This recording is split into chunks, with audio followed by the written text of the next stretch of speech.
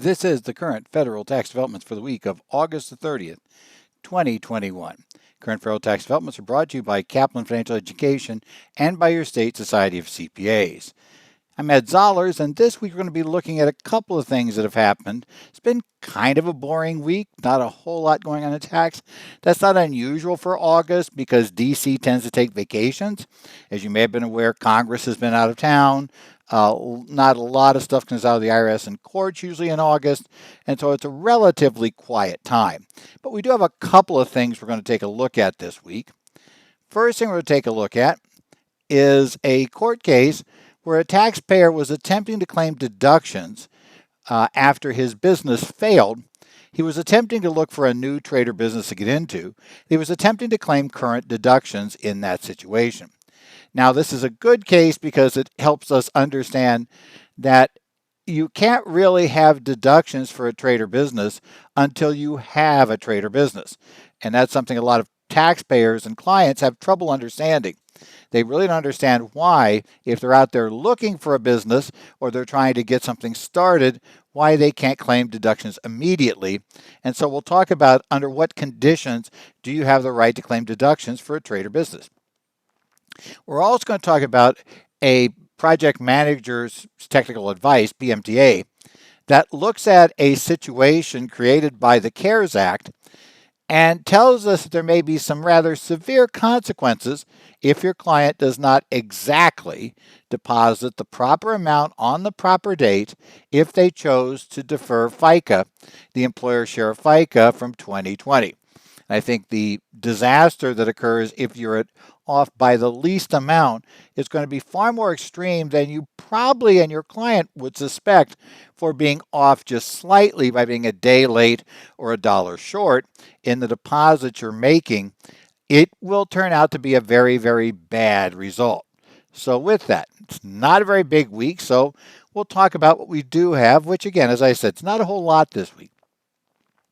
Let's start with the first one, which is the Estate of Morgan versus Commissioner, Tax Court Memorandum Decision 2021-104. That decision came down on August the 23rd. Now, this involves a home builder who got really nailed by the real estate collapse in the 2008, 2007, 2008 timeframe. And so what happened in this case is his home building business, everything fell apart. You remember that from, about, I guess at this point, 13, 14 years ago, that a lot of home building and home sales, we had the big buildup, then followed by the big crash. And that led to the Great Recession. Now, that caused some severe harm if you were in the business of building homes because demand for purchase of homes went through the floor when that took place. And so we had a huge problem. In this case, Mr. Morgan had been a real estate developer, had been building homes for 26 years up until everything fell apart in the real estate crash. His business went into receivership in 2009. And that was when, he basically it fell apart. He was totally detached. The receivership detached. They decided there was nothing really they could salvage in this operation. He wasn't really involved. And in fact, he kind of said, that as he said, he wrote in September, he said, I'm really focused on what my next career is. It has been 6 months since I shut the company down. It has been a great summer of rest and time with my family. Career 2 will almost certainly involve acquiring a company or starting another company, probably in the real estate building field, but approaching it differently than I did in my first career.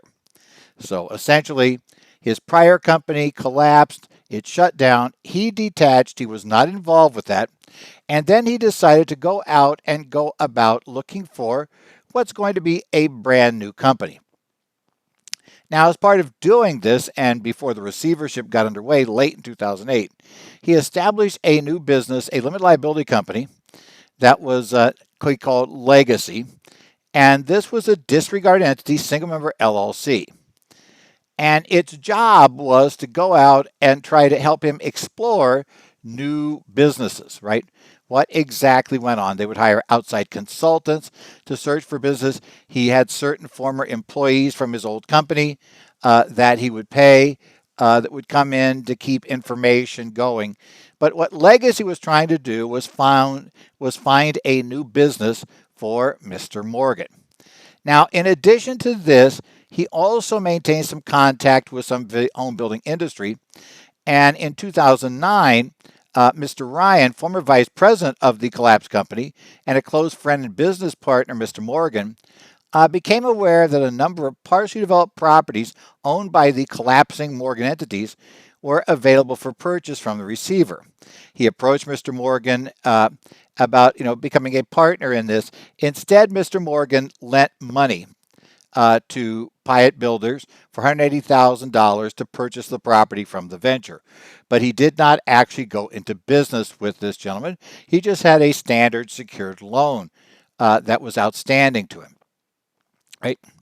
And finally, he also continued an entity called Falcon LLC. Now, Falcon LLC held, operated, and maintained an aircraft. And Mr. Morgan, liked to fly the aircraft now.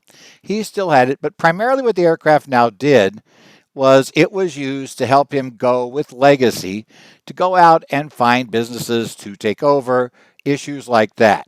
Now, of course, he claimed losses from both the aircraft business and from Legacy was out searching. So all the expenses he incurred in Legacy while he was out looking for a business, let's say paying consultants, paying for the staff that was doing the record keeping for him, all the expenses of the aircraft in the old LLC, which was Falcon, all of that was sent through and he claimed that as a loss. Now, the IRS said they examined him, took a look at his return, and indicated that one of two things was true about every one of these expenses. They said either, they don't think there was a trade or business for the years in question. And all expenses had to either be non-deductible personal expenses under Section 262 of the Code, or they had to be startup expenditures under IRC 195. 195 is where our clients tend to get in trouble. And why they get in trouble is because 195 does not allow you. Under the code, you're only allowed to deduct trade or business expenses if you actually have a trade or business. Looking for a trade or business generally is not in and of itself a trade or business. And if it's during that time period when I'm trying to get something started, but I'm not yet available and open for business, I'm allowed to capitalize those expenses. And once I actually do start the business, I'm ready, it's available, it's doing business, it's open to do business. Even if it doesn't have revenue at that point, if it's available to have revenue, available to do its thing, then you can start claiming the deduction. And that deduction is a straight up to $5,000. You get it immediately. From above $5,000 up to $50,000, you have to capitalize the part above five, and up to 50, amortized out of 180 months. Once you get above 5,000, you begin to lose once you get above 50,000, I should say, you begin to lose the 5,000 immediately right off dollar for dollar. So by the time you get to $55,000, you've got to amortize this over 180 months, essentially 15 years. But none of this starts until you have a trade or business. So if you don't actually have your trade or business is not ready, you are thinking of starting up a gas station, but you never actually get the gas station. You never actually open up the doors. You are thinking about it. You might be contacting the oil companies. You might be drafting up some proposed agreements. You have an attorney review some proposed agreements. But all during that time, you're not actually operating yet a gas station business. Now, if I was running a gas station business already, so I had a gas station trader business, and I was thinking about adding gas stations, I might incur some of those same expenses. But in that case, generally, I'm going to be allowed to deduct them because those are in support of the current trader business. Now, in this case, what happened is Mr. Morgan, who, by the way, passed away before this got to trial, that's why it's the estate of Mr. Morgan, if he actually had never abandoned his home building business, and remember, his goal was to get something like in the building trades and real estate. If he had never abandoned that trade or business, then these could still be deductible, right? He just, was there. This is just a continuation and looking to continue his business as before. But if he had actually abandoned the prior trade or business, he had shut down and stopped, then the problem is he's not going to get any of these deductions, even if they would otherwise be business deductions, unless he's actually started the trade or business. In this case, the court looked at his history, and what they decided was that in reality, he hadn't really continued trade or business. There were a couple of things he argued. First, he claimed he was still in the home building business. The court took a look at the history of the receivership and also his admission that he had stepped away and was now looking for a, quote, second career, that he had shut down the business entirely. Essentially, he was done with it. He had not continued to operate as a home builder during that time period. He had let everything come apart, right? The whole thing was shut down. He didn't really try to do much of anything except break away, take time, and just step away from the business. So it was not a continuation of his old home building business. Now, he also tried to claim, well, no, he actually did continue, because remember that loan to his former employee, his former officer, right, where he gave him $180,000 to acquire those properties? He said, well, see, that's a trade or business. But the court noted that he had declined specifically to make an equity investment. Rather, he was simply loaning money to this gentleman. And he had never been in the business of loaning money. And secondly, a single loan standing by itself is almost never going to get you to the point of the regular and continuous test for a trade or business that we see in the Grotzinger case, which is our test for what's a trade or business. This is just more a investment of $180,000 in a loan, right? He loaned money, $180,000 personal loan. He would earn interest on that, but he was not earning trade or business income. He was not in the business of loaning money. He's not going to be a threat to Chase anytime soon. So that was not a trade or business, nor was that a continuation of his home building business. Yes, the person he was working with, he used to work within the business. The person he loaned money to, he used to work within the business. Yes, that person was into home building, but he had declined to actually become a partner and get involved. So that gets us to the third thing. He said, well, I'm still continuing Falcon LLC, which was the airplane that I ran, that supported my old home building business. And I'm continuing to do that. Of course, the only parties using this were Legacy, which was out there using it primarily, still trying to find that trade or business. Since in many ways, Falcon's trade or business was only to help him look for a trade or business, and it wasn't being sold to any other third parties, they said, well, that's not really a trade or business either. That's really more a support service for your non-business. It was only a trade business in the past, arguably, because it was involved with your home building business. But now you're looking for a business which we never actually found. So because of that, the issue is the courts ruled that all the amounts he'd incurred were essentially either start expenses under 195 or personal expenses. Now, it really doesn't matter which one they are until we actually start a trade or business. Then we go back and see if the expenditures, I suspect, especially some of the aircraft expenditures, were personal in nature or business in nature. But at this point in time, for the returns that they were looking at, it really didn't matter. Only when he tried to start writing them off in the future, which he died not having found this business, would he ever be able to start deducting. And by the way, it also brings up another point that we've talked about in the past. If he is out there looking for a trade or business, but then never finds one and gives up, he doesn't get any deduction.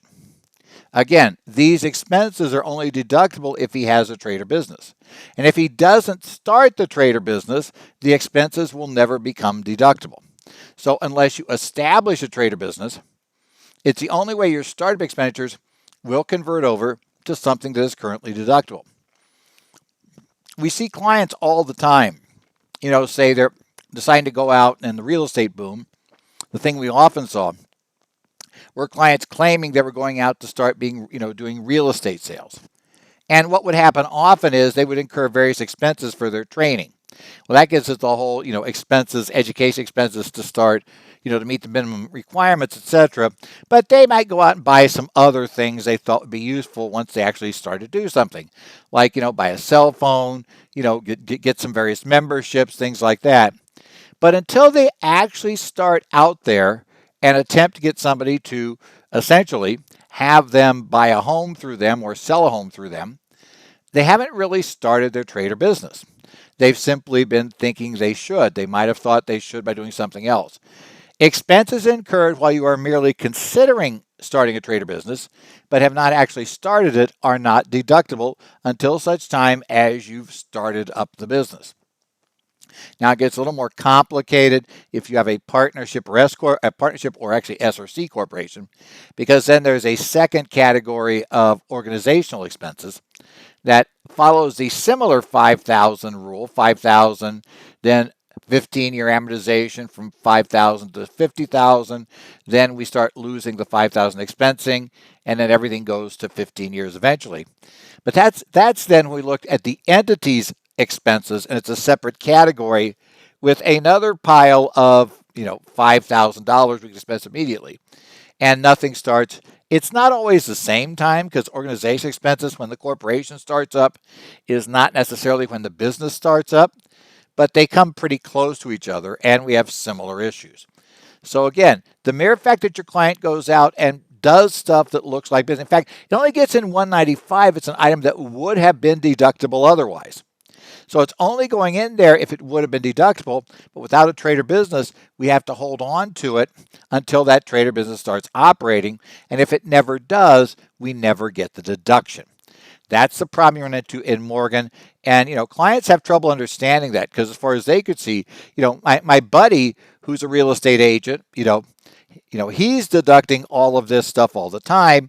Why can't I? Your answer is because so far you haven't done any work to actually attract anybody to use you to either buy property or sell property.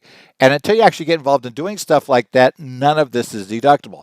Merely thinking about doing it does not make these expenses deductible. We have to get the business going first. Now, next up is something that honestly my clients for the most part declined. And I think a lot of us found clients did. But for those that didn't, the IRS in Program Manager Technical Advice 2021-007, which was issued on August the 23rd of 2021, has a rather nasty surprise.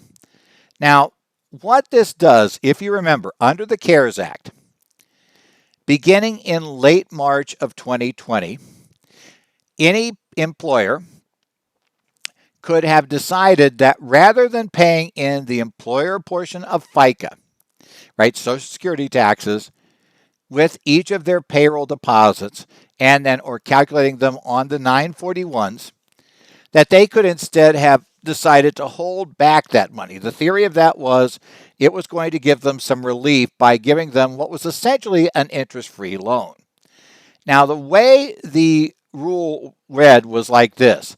Normally, you would have to deposit the money. Maybe you're under the 3-day rule. Maybe you're under the next day rule. Maybe you're under the, you do it once a quarter. Whatever your deposit period was, you would have to deposit those funds by that date.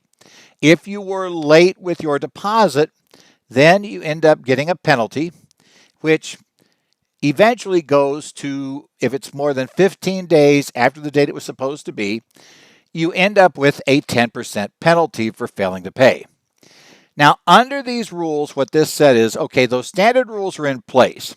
However, if you elected to use this rule, so long as you made your deposit for those employer FICA taxes, 1/2 of them deposited by of the total you took out, of the total you had incurred through the end of last year, as long as you deposit 1/2 of them on or before December 31st of 2021, and then deposit the other half on or before December 31st, 2022, then we are going to waive the penalty at that point. So the penalty would be waived. You would no longer have a penalty for having failed to timely deposit your payroll taxes. Okay. Now the problem indicates, okay, what happens if we miss it? And let's take a simple example that we miss it, let's say, we come up here at the end of the year, right? We're supposed to pay $25,000. Let's say we had $50,000 employer FICA. So $25,000 is due on December 31st of 2021. Well, let's say that we kind of foul that up and we don't get it paid until January 10th of 2022. The IRS looks at this, and what they're going to tell you is that you have to strictly comply with that change, with that rule, or you go back to the original due date. And in fact, it's not just on the $25,000 that we have a problem. We now have a problem with the entire amount. By that I mean, because you missed the $25,000 payment date, you didn't make that payment of $25,000 by December 31st of 2021, you owe a penalty equal to not 10% of 25,000. You might think, well, it's 10% of 25,000 because that's what I missed. No, it's 50,000. I should say 5,000, and it could even go up to 15% if the IRS makes a demand for payment and you don't respond to that one within a very short time period. As I recall, that one is 10 days from the date of demand. It would go up to 15%. So you could conceivably have a $7,500 penalty when the IRS demands that you pay the entire $50,000 now, plus the penalty. Now, the way it reads and the way this notice reads, they don't go into the details, but they do go into a second example. Let's say you pay that $25,000 on time here in 2021. But next year for 2022, that's the year you foul up and you don't make the deposit until sometime in January. Again, penalty is going to be the entire $5,000. Even though you paid $25,000, which you might view as timely under this rule, you are still going to be penalized for that $25,000 because the whole waiver. The issue is, as the law is written, according to the IRS's view under this memo, the way the law is written, you have gotten a waiver of the original penalty. So on paper, you have a penalty right now, kind of a pending penalty, that you only get waived if those payments come in on time. And if you take the logic of this ruling, and just take it and apply it to its logical extension, if you were $1 short on the amount that you deposited at the end of this year, that should also trigger the entire penalty. So you're $1 short with your deposit at December 31st of 2021. You would owe, in this case, the example here with $50,000, you'd owe $5,000 as a penalty. Now, you can get out of the penalty if you can show reasonable cause, but the PMTA does not discuss what that is. That does open up a couple of possibilities that I probably should mention here. Because again, this PMTA is internal to the IRS. It's not really yet telling us what they're going to do. It is possible, especially if people complain about this, that the IRS might come up with some sort of safe harbor, reasonable cause relief, or let's say, or give reasonable cause up to the amount that you paid in and maybe up to the amount that's still due the next year, as long as you do that on time. But there's nothing yet that says that. And under the standard reasonable cause rules you're going to find if you go to the IRS penalty handbook, you're going to discover that those reasonable causes, just I forgot I owed it, is probably not going to count as reasonable cause. Rather, you'll get nailed with a late deposit penalty. And it's a series of penalties. So it would appear that even first-time abatement may have very limited effect in this area because you're going to end up being short on what's not going to just be one short payment, but a short payment for every payroll that you deferred your taxes on. So essentially, every payroll from late March of 2020 through the end of December, you're going to be late. That, having 15, 20 late deposits, I'm not sure the FTA is going to work for you, the first-time abatement. Even though late deposits are one of the limited types of penalties covered under first-time abatement that you'll find in the IRS penalties guide, It's supposedly just for the first one you do. And in this case, we're going to have a bunch of them. We're going to have blown it for the whole year. Will the IRS expand FTA to cover this if you had no other problems? Maybe, but remember, the other hitch is if your client's been late on anything else before and used FTA in the prior couple of years, you don't have FTA available anyway. So if you have clients that went out and decided to try to avail themselves of this Social Security FICA relief, you might want to start reminding them now remember that payment's coming up in December. Now, the IRS hasn't made totally clear how we're going to report that. I suspect it will be on the fourth quarter 941. But I would remind the clients that that deposit has got to go in by the end of the quarter. It's got to go in by that date. You don't get to wait till the 941 is prepared. You have to put that money in by December 31st. So by extension, you want to make sure they have properly computed that number and they are ready. And they remember, this is the big thing to remind them, a lot of clients may have forgotten about that entirely. In fact, the reason why most of my clients said they didn't want to do it was they didn't want to be on the hook for a big payment come the end of 21.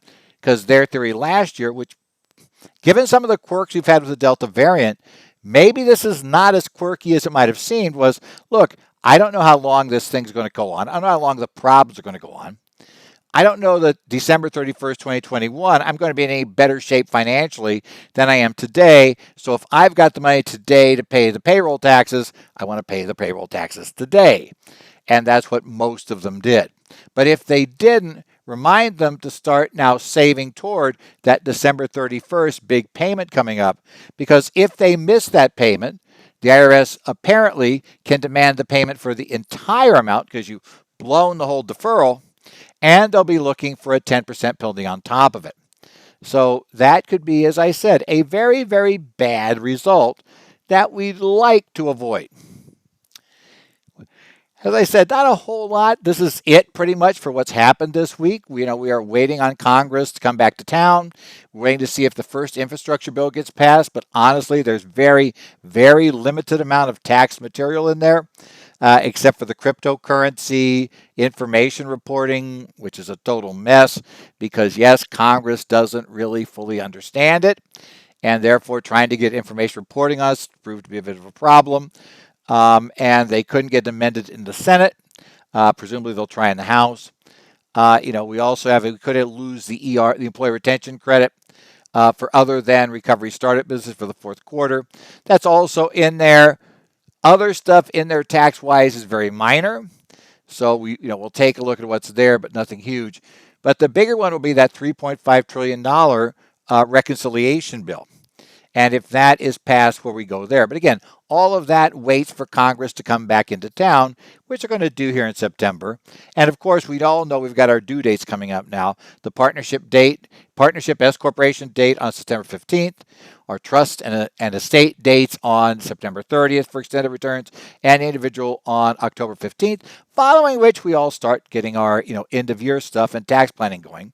So all that stuff gets to be fun. So yeah, we got a few things to look forward to here in the next month and a half. Like I said, I do pay attention to the websites, to the connect groups for the Arizona Society of CPAs, the New Jersey Society of CPAs, Minnesota, Illinois, Washington. We'll also take a look at Idaho's information on their new discussion board site that they have there. Be sure to post on any of these, and I try to take a look at all of them. And if I see something I think I can help with, I'll try to say something. You can also follow me on Twitter at Ed Zollers. I tend to post there when something happens, so we're around on doing that stuff. And otherwise, or you can email me if you have any questions, edzollers@currentfederaltaxdevelopments.com. Otherwise, though, it's about, we got through this week. So hopefully things are going well for you. And we'll talk to you next week when we come back away from Labor Day. Remember Labor Day? We're ending summer. Though nobody ever tells any of the weather here in Phoenix the fact that summer supposedly ends at that date. My guess is we'll still be nice and baking after that. But in any event, Labor Day is coming up. We'll get back. We'll finish up the tax returns for the partnerships and those things, and come back and talk about things that are happening here for current federal tax developments.